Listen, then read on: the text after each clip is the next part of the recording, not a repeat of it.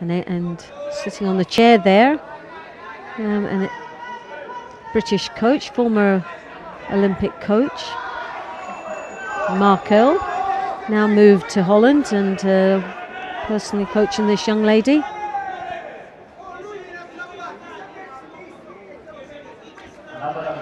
Former coach of our Olympics bronze medalist, Karina Bryant. So he's got a lot of experience. He's got a lot of experience, and sadly he's lost to Holland. We've actually left. He's gone over there, and this young lady is doing extremely well over the years. So actually, really nice to see him doing it as well within the coaching world, but sadly to see him go from Great Britain. So far so good. We've had some really outstanding performances for both men and women, some really exciting matches. First round's always very difficult. First match, if you lose that, you're out. So straight knockout, there's no rescuing it. You have a good day or a bad day. It's an early shower if you have the bad day. But so far the performances have been at a high standard, and I'm sure there's much more to come. So if you've actually joined us, myself and Jan, I'm glad you've got up early enough. You've missed out on some really good matches so far, but stay with us for this men and women's under 23 European Championships held here in Prague. And got to give credit where credit's due. An outstanding performance of preparation for this event. They've done extremely well to host this event, and couldn't be more hospitable and looking after the athletes and all the volunteers and the support that's here today in Prague. And so to the Czech Republic, well done so far. I have to agree with you. Yes, of well course prepared. And it's also, I'm delighted I've got company as well, which is even better. I thought for a wee while that I was going mad. I constantly talked to myself. But now I've got somebody to talk to, so it doesn't make me look so mad. So we've got here, as you can see, with the Sangaku Jimmy there, but just losing out, her feet just didn't connect. No score on the board. Very tough match on number 1. 2 minutes, yes, 2 minutes to go. Oh, lovely Sio Toshi there, dropped onto the knees, got a Wazari, I think. But no score. Yes, the Wazari is up on the board. Now looking for the transition there into the Niwaza, trying to desperately turn her opponent over, but tactically just working the clock there. So very difficult to see the clock right now at this moment. But I think it's about 2 minutes and 44 seconds to go.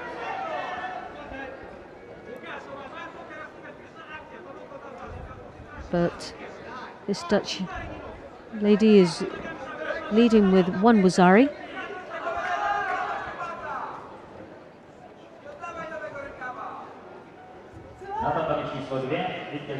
Good strong grip there from Switzerland. Coming around the back, trying to draw her opponent in.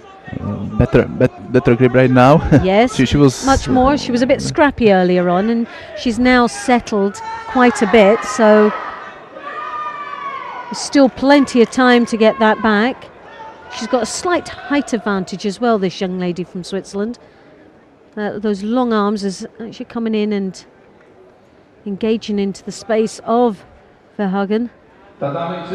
Looking a little bit scrappy at this moment. Just seems to be waiting for that drop Sianagi, and there it is. And into the Uchimata again, continuation. Good combination of attacks there. Great combination, in fact. And now looking for the Niwaza. Trying desperate to get that arm out there. Sangaku turnover, but just losing the control in the upper body.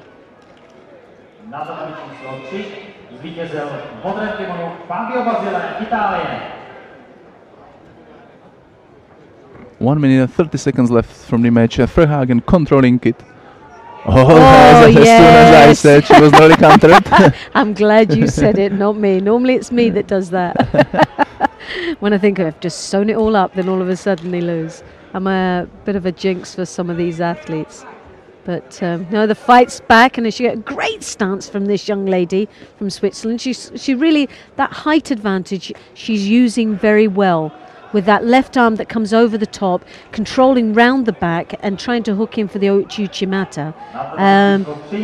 Verhagen is very, very strong, more compact, but finding it, she's really coping well, but it is, as you can see, looks very negative when that arm comes over the top. That left arm just creeps up over the top of the head, drops the head down. Oh, yes, nice entry there, but just lost control. So just doing enough to keep in front all the time.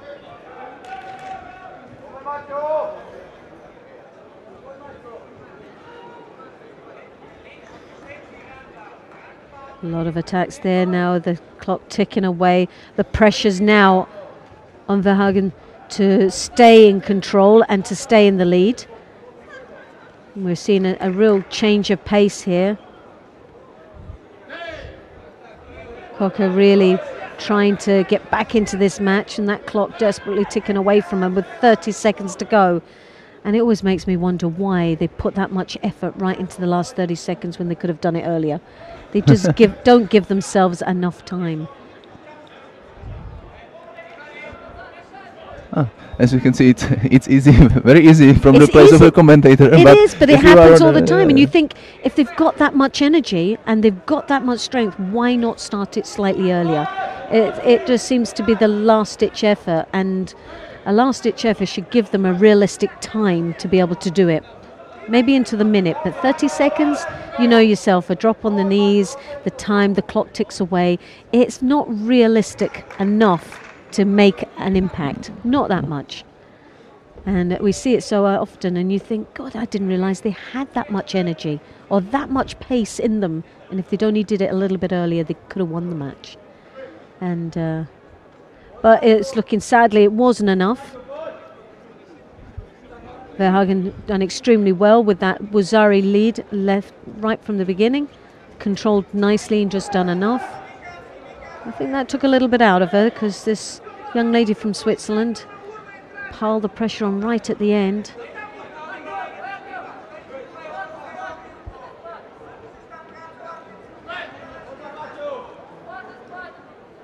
So Verhagen from the Netherlands goes through to the second round of this women's 57 kilo category.